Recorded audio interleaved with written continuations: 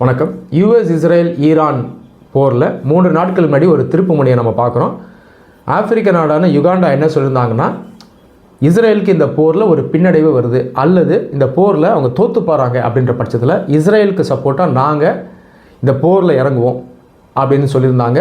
யுகாண்டாவுடைய military chief ஸ்பெசிஃபிக்காக என்ன சொன்னார்னா, ஈரான் எதிர்த்து சண்டை போட்டு 72 ஹவர்ஸில், அதாவது 3 நாட்களுக்குள்ளே ஈரானை நாங்கள் கம்ப்ளீட்டாக டிஃபீட் பண்ணிடுவோம் அப்படின்னு அவர் சொல்லியிருந்தார். யுகாண்டா நாட்டினுடைய இந்த ஸ்டேட்மெண்ட்ஸ் அதற்கப்புறம் சோஷியல் மீடியாவில் மிகப்பெரிய கேலிக்கு உள்ளாக இருக்குது. யுகாண்டன் மிலிட்ரி சீஃபை நிறைய பேர் ட்ரோல் பண்ணிட்டு வராங்க. சரி, யுகாண்டன் மிலிட்ரி சீஃப் சொன்னது ஒரு அபத்தமான ஒரு விஷயமானு கேட்டிங்கன்னா கண்டிப்பாக அபத்தமானது தான், அப்சர்டானது தான். ஒரு நாட்டை 3 நாட்களில் நாங்கள் போய் டிஃபீட் பண்ணுவோம், அதுவும் ஈரான் போன்ற ஒரு சக்தி வாய்ந்த நாட்டை நாங்கள் டிஃபீட் பண்ணுவோம் அப்படின்னு சொல்கிறதெல்லாம் ஒரு தேவையில்லாத பேச்சு தான். அதே நேரத்தில் இஸ்ரேல் யுகாண்டன் ரிலேஷன்ஷிப்பை நம்ம எப்படி பார்க்குறது? யுகாண்டா உண்மையாலே ஒரு கேலி செய்யக்கூடிய ஒரு நாடு தானா? யுகாண்டாவுடைய பவர் அவ்வளோதானா? ஒருவேளை யுகாண்டா இஸ்ரேல் சார்பாக இந்த போரில் இறங்குறாங்க அப்படின்ற பட்சத்தில் இந்த போரினுடைய நகர்வு எப்படி இருக்கும், இதனுடைய டைனமிக்ஸை நம்ம எப்படி பார்க்க வேண்டியது இருக்குது? இதை நான் டீட்டெயில்டாக அந்த வீடியோவில் எக்ஸ்பிளைன் பண்ணுறேன். தயவுசெய்து ஃபுல்லாக லிசன் பண்ணுங்கள். இன்றைக்கி சோஷியல் மீடியாவுக்கு போனீங்கனாலே யுகாண்டா நடித்தா வெறும் ட்ரோல்ஸாக தான் வருது. யாரும் அதை பற்றி ப்ராப்பராக டிஸ்கஸ் பண்ணலை. வெஸ்டர்ன் மீடியாவிலையும் டிஸ்கஸ் பண்ணலை, இந்தியன் மீடியாவிலையும் டிஸ்கஸ் பண்ணலை. சரி, யுகாண்டா நாட்டை பற்றி முதல்ல நம்ம தெரிஞ்சுக்கணும். இதனுடைய அரசியலை பற்றி ஒரு பேக்ரவுண்ட் நான் உங்களுக்கு கொடுக்குறேன். யுகாண்டா அப்படிங்கிறது ஆஃப்ரிக்காவில் இருக்கக்கூடிய ஒரு நாடு. ஈஸ்டர்ன் பார்ட் ஆஃப் ஆஃப்ரிக்காவில் இருக்கிற நாடு யுகாண்டா. யுகாண்டாவுக்கு பக்கத்தில் இருக்கக்கூடிய முக்கியமான நாடுகள் பார்த்திங்கன்னா ருவாண்டா, கென்யா, டான்சனியா, இந்த நாடுகள்லாம் இருக்கும். அப்படி இன்னும் கொஞ்சம் நகர்ந்து இந்தியன் ஓஷனை நோக்கி வந்தீங்கன்னா ஹார்ன் ஆஃப் ஆஃப்ரிக்கா அப்படிங்கிற பகுதி இருக்குது. இங்கே சொமாலியா, எத்தியோப்பியா, எரிட்ரியா போன்ற நாடுகள் இருக்காங்க. ஸோ இந்தியாக்கிட்டேருந்து நீங்கள் டிஸ்டன்ஸ் வச்சு பார்க்கும்போது இந்த ஈஸ்டர்ன் ஆஃப்ரிக்கன் ரீஜன் ஒரு க்ளோஸ் ரீஜன் அப்படின்னு நம்ம சொல்லலாம். சொல்லப்போனால் இது ஒரு எக்ஸ்டெண்டட் நேபர்ஹுட் அப்படின்னும் நம்ம சொல்லலாம். கோல்டு வார் பீரியடில் யுகாண்டாவுடைய அரசியல் எப்படி இருக்குது அப்படின்னு பார்த்தோம்னா, அந்த நாட்டில் ஒபோட்டே அப்படின்ற ஒரு லீடர் ஆட்சிக்கு வராரு. அதற்கப்புறம் அந்த நாட்டில் கூ நடக்குது, அதாவது இராணுவ ஆட்சி வருது. யார் ஆட்சிக்கு வர்றாருன்னா இடி அமின் அப்படிங்கிற ஒரு மிலிட்ரி ஆஃபீஸர் ஆட்சிக்கு வராரு. இடி அமீனுடைய தலைமை கீழே யுகாண்டா ஒரு டிக்டேட்டர்ஷிப்பாக மாறுது, ஒரு சர்வாதிகார நாடாக மாறுது. அந்த காலகட்டத்தில் கோல்டு வார் பீரியட், நிறைய நாடுகள் ஒன்று அமெரிக்காவுடைய லீடர்ஷிப் கீழே இருப்பாங்க, அல்லது யூஎஸ்எஸ்ஆருடைய லீடர்ஷிப் கீழே இருப்பாங்க.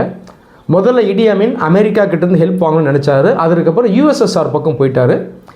இடி அமீனுடைய லீடர்ஷிப் கீழே யுகாண்டா ஒரு சர்வாதிகார நாடாக இருந்தாலும், பின்தங்கிய நாடாக இருந்தாலும், மிலிட்ரி வைஸ் பார்த்திங்கன்னா, இராணுவ ரீதியாக பார்த்திங்கன்னா ஒரு சக்தி வாய்ந்த ஒரு நாடாக தான் இருந்தது. உதாரணத்துக்கு 1970s பக்கத்தில் இருக்கக்கூடிய டான்சனியா, இவங்க யுகாண்டாவை இன்வைட் பண்ண நினச்சாங்க, ஆக்கிரமிப்பு பண்ண நினச்சாங்க. இதை சக்ஸஸ்ஃபுல்லாக டிஃபெண்ட் பண்ணாங்க. அதுக்கப்புறம் டான்சனியா பல வருடங்களுக்கு அப்புறம் யுகாண்டாவை டிஃபீட்டும் பண்ணாங்க. அதுக்கப்புறம் ருவாண்டாவுடைய ரிலேஷன்ஷிப்பை நம்ம வச்சு பார்த்தோன்னா, ருவாண்டா யுகாண்டாவுக்கு இடையே ஹிஸ்டாரிக்கலாக ஒரு நல்ல ரிலேஷன்ஷிப் இதுக்கு முன்னாடி இருந்தது. இன்றைக்கி அந்த ரிலேஷன்ஷிப் கொஞ்சம் காம்ப்ளெக்ஸாக இருக்குது. ருவாண்டாவுக்குள்ளே ஒரு பெரிய சிவில் வார் நடந்தது. அதே நேரத்தில் பக்கத்தில் இருக்கக்கூடிய டெமோக்ராட்டிக் ரிப்பப்ளிக் ஆஃப் காங்கோக்குள்ளேயும் பெரிய அரசியல் சர்ச்சை நடந்தது. இந்த காலகட்டங்களில் ருவாண்டா யுகாண்டா இடையே ஒரு நல்ல ரிலேஷன்ஷிப் இருந்தது. யுகாண்டன் லீடர்ஷிப்பும் ருவாண்டன் லீடர்ஷிப்பும் அந்த காலகட்டத்தில் கோஆப்ரேட் பண்ணாங்க.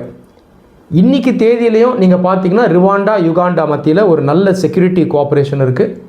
டெமோக்ராட்டிக் ரிப்பப்ளிக் ஆஃப் காங்கோக்குள்ளேருந்து சண்டை போடக்கூடிய M23 ரெபல்ஸ்க்கு இன்றைக்கி ருவாண்டா யுகாண்டா 2 பேருமே சப்போர்ட் பண்ணுறாங்க. டெமோக்ராட்டிக் ரிப்பப்ளிக் ஆஃப் காங்கோ கவர்மெண்ட்டுக்கு இன்றைக்கி அமெரிக்கா சப்போர்ட் பண்ணிட்டு வராங்க. ஸோ இதுதான் யுகாண்டாவுடைய ஒரு ப்ரீஃப் ஹிஸ்ட்ரி. இப்போ நான் இஸ்ரேலுக்கு வரேன். இஸ்ரேல் யுகாண்டா பொறுத்த வரைக்கும் கோல்டு வார் பீரியடில் ஒரு நெகட்டிவ் ரிலேஷன்ஷிப் தான் இருந்தது. இதற்கு ஒரு முக்கியமான சம்பவம் சொன்னால் Entebbe incident. 1970s Palestine Israel conflict பார்த்திங்கன்னா ரொம்ப ஸ்ட்ராங்காக போயிட்டு இருந்துச்சு. அந்த நேரத்தில் இஸ்ரேல் டு ஃப்ரான்ஸ் போகக்கூடிய ஒரு ஃப்ளைட்டை ஹைஜாக் பண்ணிட்டாங்க. யாருன்னு பார்த்தீங்கன்னா இந்த பாலஸ்டீன் ரெவல்யூஷனரிஸ். இந்த ஃப்ளைட்டை ஹைஜாக் பண்ணி எங்கே கொண்டு போகிறாங்கன்னா யுகாண்டாவுக்கு கொண்டு போயிட்டாங்க. யுகாண்டாவில் அப்போது இடி அமீன் தான் லீடராக இருக்கார். இடி அமீன் வந்து இந்த பாலஸ்டைன் குரூப்ஸ்க்கு சப்போர்ட் பண்ணுறாரு. இப்போ இஸ்ரேல் என்ன பண்ணுறாங்க, நேரடியாக யுகாண்டாவுக்கு போய் அவருடைய சோல்ஜர்ஸ் அனுப்பி ஒரு சர்ப்ரைசிங் ரெய்டை கண்டக்ட் பண்ணி அந்த பேசஞ்சர்ஸை அவங்க மீட்டு கொண்டு வராங்க. இந்த இன்சிடென்ட் பார்த்திங்கன்னா உலகளவில் அதுக்கப்புறம் அதிகமாக பேசப்பட்டது. அப்போது இஸ்ரேலுக்கும் யுகாண்டாவுக்கும் அந்த காலகட்டத்தில் ஒரு நல்ல ரிலேஷன்ஷிப் இல்லை. ஆனால் அதற்கப்புறம் இந்த ரிலேஷன்ஷிப் சப்ஸ்டான்ஷியலாக சேஞ்ச் ஆகுது. நீங்கள் ரீசெண்ட் பீரியடில் பார்த்தீங்கன்னா யுகாண்டாவும் இஸ்ரேலும் ஒரு நல்ல ரிலேஷன்ஷிப்பில் இருக்காங்க. இதற்கு காரணம் இஸ்ரேலினுடைய ஒரு கோட்பாடு. அதனுடைய பேர் பெரிஃபெரி டாக்ட்ரின். பெரிஃபெரி அப்படின்னா ஒரு வெளிவட்டம் அப்படின்னு புரிஞ்சுக்கலாம். வெஸ்ட் ஏஷியாவுக்குள்ளே இஸ்ரேலுக்கு நிறைய அரபு நாடுகள் எதிரிகளாக இருந்தாங்க. இன்றைக்கும் ஓரளவுக்கு எதிரிகளாக இருக்காங்க. இன்றைக்கி ஈரான் அடிக்கிறதுனால இஸ்ரேலும் அரபு நாடுகளும் கோஆப்ரேட் பண்ண வேண்டிய ஒரு நெருக்கடியில் இருக்காங்களே தவிர, பாலஸ்டைன் பிரச்சனையை வச்சு பார்க்கும்போது அந்த காலத்தில் இருந்து அரபு நாடுகளுக்கும் இஸ்ரேலுக்கும் ஒரு நல்ல ரிலேஷன்ஷிப்பில் அரபு நாடுகள் நிறைய பேர் ஒன்று சேர்ந்து இஸ்ரேலை எதிர்த்து சண்டை போட்டும் இருக்காங்க. பல போர்கள் நடந்திருக்கு. இப்போ இஸ்ரேல் ஒரு கோட்பாடை கொண்டு வராங்க, நம்ம சுற்றி இருக்க அரபு நாடுகளாக நமக்கு எதிரிகளாக இருக்காங்க. அப்போது அரபு நாடுகளை தாண்டி கொஞ்சம் தூரம் இருக்கக்கூடிய சில நாடுகளை நம்ம ஃப்ரெண்ட்ஸாக வைக்கிறது நல்லது. இந்த கோட்பாடின் பேர் தான் பெரிஃபெரி டாக்ட்ரின். அந்த அடிப்படையில் இந்த ரீசன்ட் பாஸ்டில் ஆஃப்ரிக்காவில் இருக்கக்கூடிய யுகாண்டா நாடு இஸ்ரேலோட கோஆப்ரேட் பண்ணிட்டு வராங்க. யுகாண்டாவில் இயற்கை வளங்கள் அதிகம். அதை தாண்டி இஸ்ரேலினுடைய ஆர்மி யுகாண்டன் ஆர்மிக்கு மிலிட்ரி ஹெல்ப்போ பண்ணியிருக்காங்க, டெக்னாலஜி கொடுத்துட்டு வராங்க, வெப்பன்ஸும் அவங்க சப்ளை பண்ணியிருக்காங்க. அதனால் இன்றைக்கி யுகாண்டா இஸ்ரேலுக்கு ஒரு நல்ல அலையாக ஆஃப்ரிக்காக்குள்ளே இருக்குது. அதை தாண்டி ஈரான் இருக்காங்க இல்லையா, ஈரானும் ஆஃப்ரிக்காவில் இருக்கக்கூடிய இந்த பகுதியில் தன்னுடைய ஒரு இன்ஃப்ளூயன்ஸை கொண்டு வரணும் அப்படின்னு நினைக்கிறாங்க. இந்த ஈஸ்டர்ன் ஆஃப்ரிக்கா பார்த்தீங்கன்னா வெஸ்ட் ஏஷியாவுக்கு ரிலேட்டிவாக கொஞ்சம் பக்கம் இருக்கக்கூடிய பகுதி. ரெட் சீ இருக்கு இல்லையா, இந்த ரீஜன் வந்து இந்த ஈஸ்ட் ஆஃப்ரிக்காவுக்கு க்ளோஸாக இருக்கும். இந்த ரெட் சீயில் சில முக்கியமான ஜியோ ஸ்ட்ராட்டஜிக் ரீஜன்ஸ் இருக்குது. உதாரணத்துக்கு பப்யல், மந்தப் அப்படின்ற பகுதி. இந்த மாதிரி பகுதிகளையும் ஈரான் தன்னுடைய இன்ஃப்ளூயன்ஸ் கீழே கொண்டு வரணும் அப்படின்னு நினைக்கிறாங்க. அப்போது இந்த ஈஸ்ட் ஆஃப்ரிக்கன் ரீஜன் மேலே இஸ்ரேலும் ஃபோக்கஸ் பண்ணுறாங்க, ஈரானும் ஃபோக்கஸ் பண்ணுறாங்க. இந்த பகுதியில் யாருடைய ஆதிக்கம் இருக்க போகுது அப்படின்ற போட்டி இன்றைக்கி இருக்குது. இந்த போட்டியில் இன்றைக்கி பார்த்தீங்கன்னா இஸ்ரேலுக்கு யுகாண்டா சப்போர்ட் பண்ணுறாங்க. ஒருவேளை யுகாண்டா இந்த போருக்குள்ளே இறங்குறாங்க அப்படின்னா நாம் அதை எப்படி புரிஞ்சுக்கணும்? என்னை பொறுத்த வரைக்கும் யுகாண்டா அந்த போரில் இறங்குறதுக்கான வாய்ப்பு குறைவு தான். ஒருவேளை இறங்கலாம் நமக்கு தெரியாது. ஒருவேளை இறங்கினாங்கன்னா இதை ஒரு வேர்ல்டு வாராக நம்ம பார்க்கக்கூடிய ஒரு நிலை இருக்குது. டெக்னிக்கலாக ஒரு வேர்ல்டு வாராக பார்க்கலாம். ஏன்னா யுக்ரைன் இன்றைக்கி டைரெக்டாக அரபு நாடுகளோட டிஃபென்ஸ் அக்ரிமெண்ட் சைன் பண்ணியிருக்காங்க. யுக்ரைன் ஈஸ்டர்ன் யூரோப்பில் இருக்காங்க. ரஷ்யாவும் சைனாவும் ஈரானுக்கு இன்டெரக்டாக ஹெல்ப் பண்ணுறாங்க.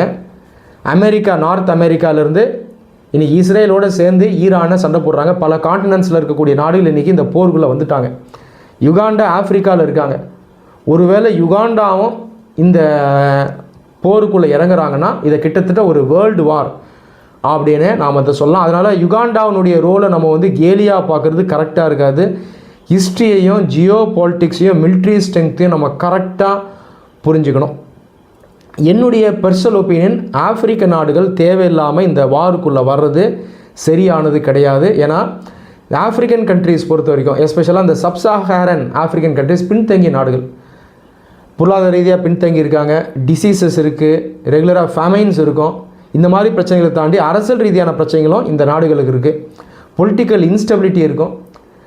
அது இல்லாமல் இந்த நாடுகளுக்கு மத்தியிலே பார்த்திங்கன்னா ஒரு நல்ல ரிலேஷன்ஷிப் இல்லை. இப்போ ஆஃப்ரிக்கா முன்னேறிட்டு வரக்கூடிய ஒரு பகுதி.